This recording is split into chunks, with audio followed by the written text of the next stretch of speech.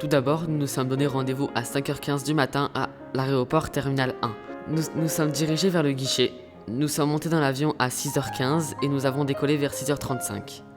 Et nous voilà partis pour 2h30 de vol entre Nice et Cracovie. Nous sommes arrivés à 8h30 à Cracovie pour prendre le bus en direction de Auschwitz-Birkenau. Pendant le trajet en bus, une guide nous a raconté l'histoire de la Pologne pendant la guerre. Une fois arrivés là-bas, nous avons visité Auschwitz-Birkenau, les latrines, les dortoirs, les crématoires.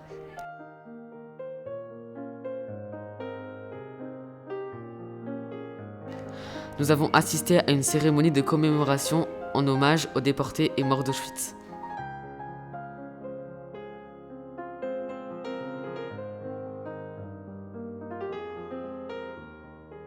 Puis à midi, nous nous sommes dirigés vers un restaurant où nous avons mangé.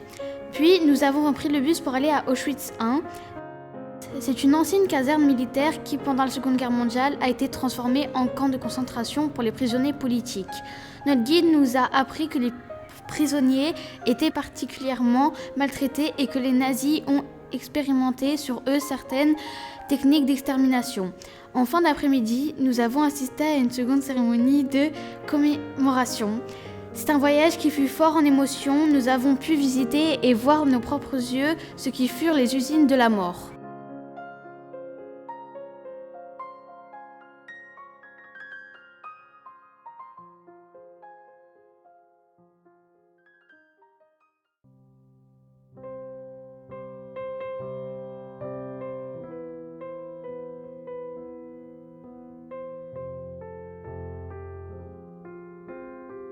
Le premier destin était celui d'un pauvre bébé d'à peine 1 an et 6 mois. Il s'appelait Brodsky Maurice. Comme nous, il était niçois.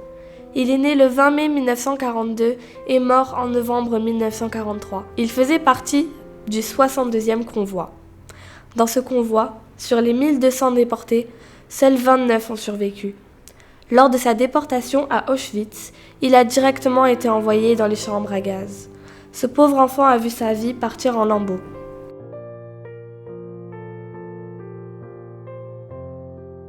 Max Altiner est né le 12 janvier 1926 à Paris. C'était un jeune étudiant de 17 ans résidant à Nice. Il a été déporté pendant le 61e convoi le 28 octobre 1943 avec son frère Henri Altiner, né le 30 octobre 1929.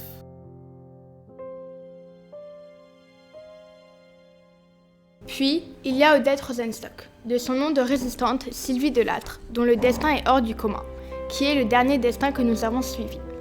Une médecin devenue résistante en créant avec son futur mari le réseau Marcel, réseau visant à protéger les enfants juifs. Le 25 avril 1944, elle est arrêtée puis déportée à Auschwitz-Birkenau. Mais grâce à son statut de médecin, elle survit malgré le typhus. De retour à Nice, Odette reprend son activité de médecin et se marie en novembre 1959 avec Moussa Abadi. En 1995, plus de 40 ans après le traumatisme, elle publie son témoignage « Terre de détresse ». Elle restera à jamais marquée par cette épreuve. Le 29 juillet 1999, elle décide d'en finir avec la vie, ayant accompli son devoir. Elle est inhumée au cimetière de Montparnasse aux côtés de son mari, lui-même décédé en septembre 1997.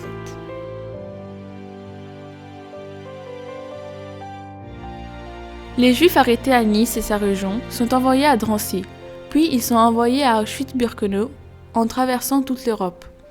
Les déportés montent alors dans des wagons à bestiaux. La déportation est une véritable épreuve, car les trains ne s'arrêtent pas et ils ne peuvent pas descendre pendant toute la durée du voyage, soit entre 4 et 5 jours. 79 convois sont partis de la France. Chaque convoi contenait près d'1 millier de déportés.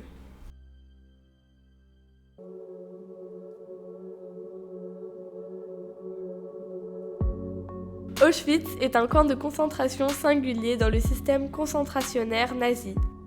Ce qu'on appelle Auschwitz est constitué de 3 complexes différents. Auschwitz, situé au sein de la ville et concentre les prisonniers politiques polonais. Auschwitz II Birkenau, situé en dehors de la ville et qui se trouve être le camp d'extermination. Enfin, Auschwitz-Morowitz,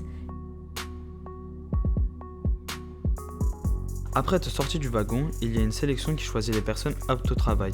Les SS séparent les hommes, des femmes et des enfants. Puis, ils prennent les bagages en leur disant qu'ils récupéreront leurs affaires. Les déportés jugés aptes au travail vivaient dans des baraquements très sales où leurs lits étaient juste des plaques de bois où ils mettaient 7 personnes par étage quand le baraquement était assez vide. Quand les lits étaient saturés, ils pouvaient aller jusqu'à 14 personnes par étage. Pour éviter d'attraper le typhus ou d'autres maladies, il y était mieux d'être au-dessus. Ils étaient très peu nourris, avec des repas sans nutriments et devaient fournir un travail régulier, sinon c'était la fin pour eux. Tous les jours, il y avait un appel qui pouvait durer des heures, pendant lequel les prisonniers restaient dehors, debout dans le froid. Ceux qui ne sont pas jugés aptes au travail sont dirigés à la sortie du train vers les chambres à gaz. Les SS et les Sonderkommando demandent aux prisonniers de se déshabiller, puis complètement nus, ils sont entassés dans des chambres à gaz. Depuis une trappe du plafond, le long B se répand dans la pièce et empoisonne les malheureux. Au bout de quelques minutes, le reste des cadavres est ramassé pour être mis dans les fours crématoires. C'est ainsi que des millions de personnes sont mortes à Auschwitz-Birkenau. Au final, le nombre de personnes mortes dans les camps de concentration d'Auschwitz est difficile à estimer. En effet, 75% des déportés n'ont pas été enregistrés. Par conséquent, le nombre de morts est bien supérieur aux chiffres écrits dans les registres. Au début d'Auschwitz, chaque détenu était enregistré et inscrit dans un registre, mais par la suite, cette pratique n'a pas été respectée. Dans les chiffres obtenus, on peut compter 5,1 millions de morts juifs, 3,5 millions de prisonniers soviétiques, 1,1 million de déportés d'autres régimes, 240 000 Tigans, 70 000 malades mentaux, soit un total de 10 millions de morts.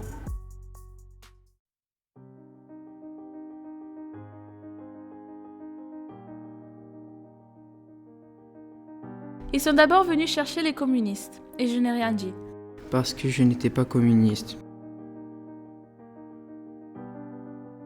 Puis, ils sont venus chercher les syndicalistes, et je n'ai rien dit. Parce que je n'étais pas syndicaliste. Puis, ils sont venus chercher les juifs. Et je n'ai rien dit parce que je n'étais pas juif. Puis, ils sont venus me chercher, et il ne restait plus personne pour protester.